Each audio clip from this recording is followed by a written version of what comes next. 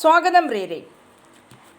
Indira Gandhi open യൂണിവേഴ്സിറ്റിയുടെ MA political സയൻസിനെ പഠിക്കുന്ന വിദ്യാർത്ഥികൾക്ക് വേണ്ടിയിട്ടുള്ള MPS 003 എന്ന കോഴ്സ് കോഡ് ടെക്സ്റ്റ് ബുക്കിൽ നിന്നുള്ള 17ാം യൂണിറ്റിൻ്റെ അടിസ്ഥാനമാക്കിയുള്ള ഒരു ലെസണാണ് ഇന്ന് ഷെയർ ചെയ്യുന്നത്. അതിൻ്റെ title identity politics in India. Caste, religion, language, ethnicity. എന്താണ് identity politics? You see, identity politics, it has become a prominent subject in the Indian politics in the past few years.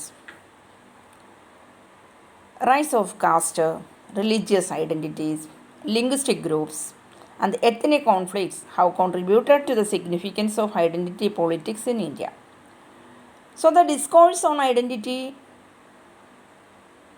many scholars feel, is distinctly a modern phenomenon. ഐഡൻറ്റിറ്റിയെ തുറന്ന് കാണിക്കുക എന്നത് തികച്ചും ഒരു distinctly modern ഫിനോമിനനായിട്ടാണ് many scholars കണക്കാക്കി പോരുന്നത്. Identity എന്ന് പറയുമ്പോഴേക്കും എന്താണ്? A situation that is in the modern times we encounter intensified efforts at consolidating individual and categorical identities and reinforce self sameness. ഇതാണ് ഐഡൻറ്റിറ്റിയെക്കുറിച്ച് ക്രെയ്ഗ് കാൽഹോൺ പറഞ്ഞിട്ടുള്ളത്. എന്ന് പറഞ്ഞാൽ ഇതൊരു ആധുനിക പ്രതിഭാസമാണ്. ഈ ഒരു പ്രതിഭാസം ഇന്നത്തെ ആധുനിക സമൂഹത്തിൽ നിലനിൽക്കുന്നു. ഇവിടെ സമൂഹത്തിലെ എല്ലാ വ്യക്തികളും അഭിമുഖീകരിക്കുന്ന പ്രശ്നം എന്തെന്നാൽ തനിക്ക് തൻ്റെ എക്സിസ്റ്റൻസിനുള്ള ഒരു ഐഡൻറ്റിറ്റി, ഒരു വ്യക്തി എന്ന രീതിയിൽ ഇവിടെ നിലനിൽപ്പിന് വേണ്ടിയുള്ള ഒരു ഐഡൻറ്റിറ്റി, അത് പ്രത്യേകിച്ചും ജാതിയുടെ അടിസ്ഥാനത്തിൽ, തൻ്റെ സമുദായത്തിൻ്റെ അടിസ്ഥാനത്തിൽ തന്നെ തിരിച്ചറിയൽ, തനിക്കുള്ളൊരു തിരിച്ചറിവ്, അപ്പോൾ തന്നെ താനെന്ന് അംഗീകരിക്കുന്ന ഒരവസ്ഥയിലേക്ക് നീക്കുക, that is identity. So the identity based on central organising principle of ethnicity, religion, language, gender, sexual preferences, caste positions etcetera are a sort of compelling remedy for any anonymity.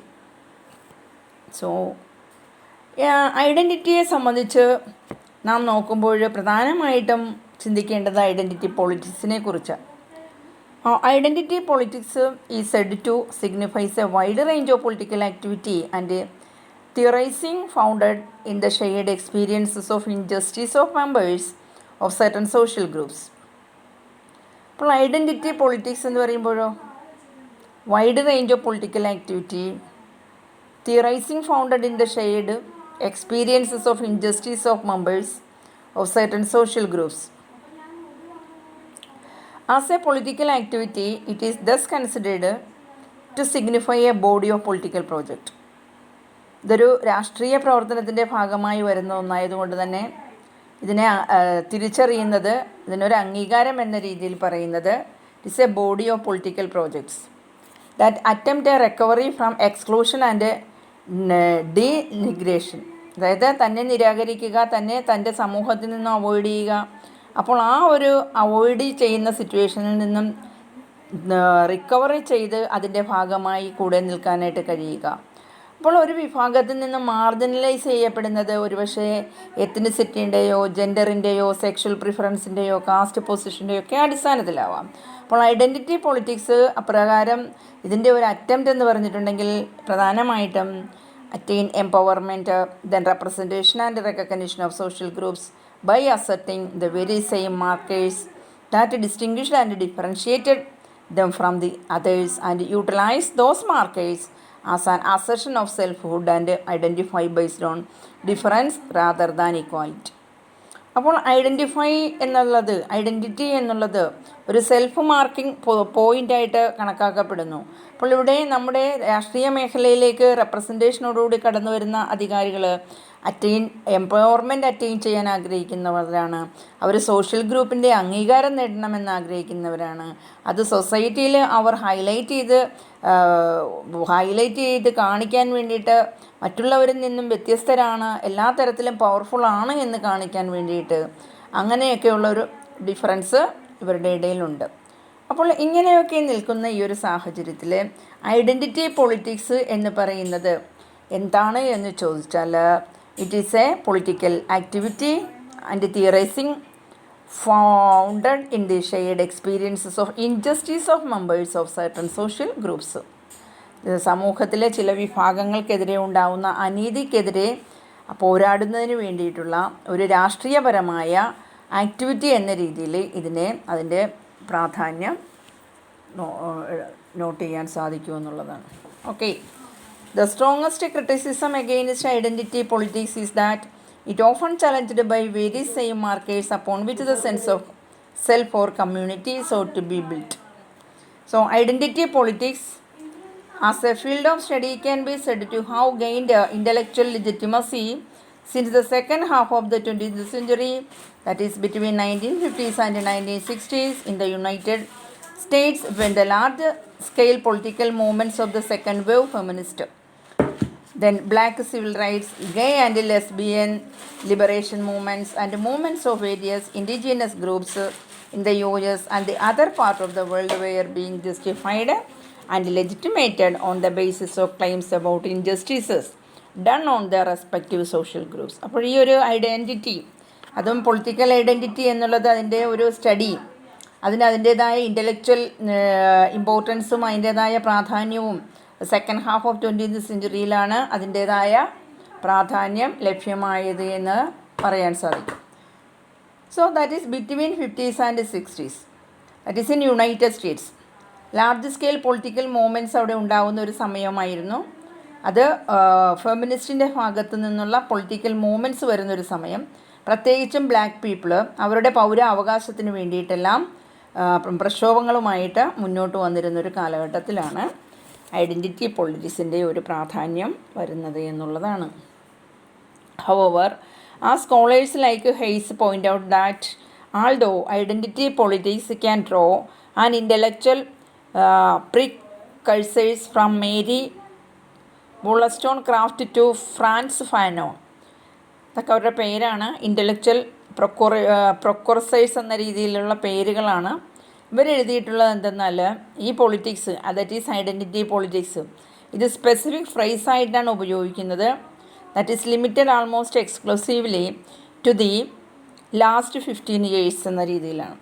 Cast, religion, അതുപോലെ തന്നെ language, ethnicity എല്ലാം തന്നെ അതിൻ്റെ അടിസ്ഥാനത്തിലൊരു വേർതിരിവ് പൊളിറ്റിക്സിൻ്റെ തലത്തിൽ ഉണ്ട്. അപ്പോൾ identity എന്ന് പറയുമ്പോൾ ഇന്ത്യയിൽ നാം കണ്ടുവരുന്നത് ലിബറൽ ഡെമോക്രാറ്റിക് പൊളിറ്റിക്സാണ് ഇവിടെ അഡോപ്റ്റ് ചെയ്തിട്ടുള്ളത്, നമുക്കറിയാം ഇൻഡിപെൻഡൻസിന് ശേഷം. പക്ഷേ കമ്മ്യൂണിറ്റീസും കളക്റ്റീവ് ഐഡൻറ്റിറ്റീസും ഇപ്പോഴും പവർഫുൾ ആയിട്ട് നിലകൊള്ളുന്ന അവർക്ക് അവരുടേതായ ഒരു അംഗീകാരത്തിന് വേണ്ടി അവർ വാദം ഉന്നയിച്ചുകൊണ്ടിരിക്കുകയാണ്. കമ്മ്യൂണിറ്റിയിൽ കളക്റ്റീവ് ഐഡൻറ്റിറ്റീസ് എന്ന രീതിയിൽ താഴെത്തട്ടിലുള്ള ജനവിഭാഗം. So in fact Bettelli has shown that the Indian polity has consistently tried to negotiate the allegiance to a liberal spirit and consent the consciousness of community. ഒരു കമ്മ്യൂണിറ്റിയുടെ അവബോധം, ഒരു സമുദായത്തിൻ്റെ താല്പര്യം, അതിനെ സംരക്ഷിക്കാൻ അവരും പൊളിറ്റിക്സിൽ അവർക്കും നിലനിൽപ്പുണ്ടാവണം എന്ന രീതിയിൽ. അപ്പോൾ ബിക്കു പരേഖ് അദ്ദേഹം പറയുന്നത് ഐഡൻറ്റിറ്റി പൊളിറ്റിക്സ് എന്നതൊരു പ്രോസസ്സാണ്. അത് വ്യാപകമായ തോതിൽ അംഗീകരിക്കപ്പെടുന്ന ഒരു ആശയമാണ്. So recognised a wide array of autonomous and largely self governing communities. Then it has sought to reconcile itself as an association of individuals. യഥാർത്ഥത്തിൽ ഇത് വ്യക്തികളുടേതായ ഒരു സമ്മിശ്ര ഗ്രൂപ്പാണ്. കമ്മ്യൂണിറ്റീസ് ഓഫ് കമ്മ്യൂണിറ്റി അല്ലെ കമ്മ്യൂണിറ്റി ഓഫ് കമ്മ്യൂണിറ്റീസ് പല സമുദായ വിഭാഗങ്ങളുടെ ഒരു സംയോജനമാണ്. പരസ്പരം അവർ കമ്മ്യൂണിറ്റീസിനെയും വ്യക്തികളെയും അവരുടെ അവകാശങ്ങളെല്ലാം തന്നെ അവർക്ക് സ്ഥാപിച്ച് കിട്ടണമെന്ന രീതിയിലുള്ള ഒരു പോരാട്ടമാണ് identity politics. It was probably this claim for and granting recognition of particular identities by the post-independence state of India that led many scholars to believe that a material basis for enunciation of identity claims has been provided by the post-independent state and its structures and institutions. അപ്പോൾ ഇവിടെ പറയപ്പെടുന്ന കാര്യം എന്തെന്നാൽ ഏതെങ്കിലും ഒരു പ്രത്യേക വിഭാഗത്തിന്, പ്രത്യേക സമുദായത്തിന് അവർക്ക് അവരുടേതായ ഒരു അംഗീകാരം സമൂഹത്തിൽ സ്ഥാപിച്ചെടുക്കുവാനുള്ള പരിശ്രമം ഇൻഡിപെൻഡൻസിന് ശേഷമുള്ള കാലയളവിൽ തന്നെ തുടങ്ങിയിരുന്നു. അതിന് പിന്നിൽ പ്രവർത്തിക്കാൻ ധാരാളം സ്കോളേഴ്സും ഉണ്ടായിരുന്നു. അപ്പോൾ അവരെല്ലാവരും തന്നെ ഇനൻസിയേഷൻ ഓഫ് ഐഡൻറ്റിറ്റി എന്നുള്ള ആ ഒരു ആശയത്തിലേക്ക്, that have claims provided by the post-independence state, and its structures and institutions. So in other words, we can say that the state is seen as an active contributor to identity. ഒരു സ്റ്റേറ്റാണ് active contributor എന്ന രീതിയിൽ, identity provide ചെയ്യാനുള്ള ഒരു agency എന്ന രീതിയിൽ. അപ്പോൾ identity politics അത് പ്രധാനമായിട്ടും ക്രിയേറ്റ് ചെയ്യുക, മെയിൻറ്റെയിൻ ചെയ്യുക സ്റ്റേറ്റ് സ്ട്രക്ചേഴ്സ് എന്നുള്ള ഒരു ആശയം. And defined and recognise people in terms of certain identities. ജനങ്ങളെ അവരുടേതായ അവർ നിലകൊള്ളുന്ന ഒരു കമ്മ്യൂണിറ്റി, ആ കമ്മ്യൂണിറ്റിയുടേതായ രീതിയിലുള്ള ഒരു എക്സിസ്റ്റൻസ്, അതിലൂടെ അവർക്കൊരു അംഗീകാരം സമൂഹത്തിൽ നേടിയെടുക്കാൻ സാധിക്കുക. Thus we find identity politics of various hues abound in India. The most spectacular, however, are those based on language, religion, caste, ethnicity or tribal identity. അപ്പോൾ ഒരു സമുദായം നിലകൊള്ളുന്ന വിഭാഗത്തിലുള്ള ജനങ്ങൾക്ക് ആ ജനതയിൽ നിൽക്കുമ്പോൾ അവർക്ക് സ്വയം അവരുടെ സമുദായത്തിൽ നിന്നുള്ളൊരു അംഗീകാരം, അങ്ങനെ വരുമ്പോഴേക്കും ആ സമുദായത്തിൻ്റെ അടിസ്ഥാനത്തിൽ ജാതിയുടെ, മതത്തിൻ്റെയും, ഭാഷയുടെയും, അവരുടെ വംശത്തിൻ്റെ, അവരുടെ ട്രൈബൽ ഐഡൻറ്റിറ്റി എന്ന രീതിയിൽ ഗോത്രത്തിൻ്റെതായ ഐഡൻറ്റിറ്റി, ഇതെല്ലാമാണ് പ്രധാനമായും എടുത്തു പറയുന്നത്.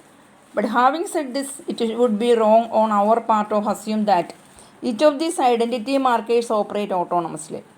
ഇപ്പോൾ ഇവിടെ ഇങ്ങനെ എടുത്ത് ഹൈലൈറ്റ് ചെയ്യപ്പെടുന്ന ഐഡൻറ്റിറ്റിയുടെ മാർക്കേഴ്സ് എന്ന രീതിയിലുള്ള ആളുകൾ, സമുദായ നേതാക്കന്മാർ അല്ലെങ്കിൽ രാഷ്ട്രീയ നേതാക്കന്മാർ, ഇവരെല്ലാം പ്രവർത്തിക്കുന്നത് ഓട്ടോണമസ് ആയിട്ടാണ്. ഓവർലാപ്പിംഗ് ഇൻഡിപെൻഡൻ്റായിട്ട് പ്രവർത്തിക്കുകയാണ്.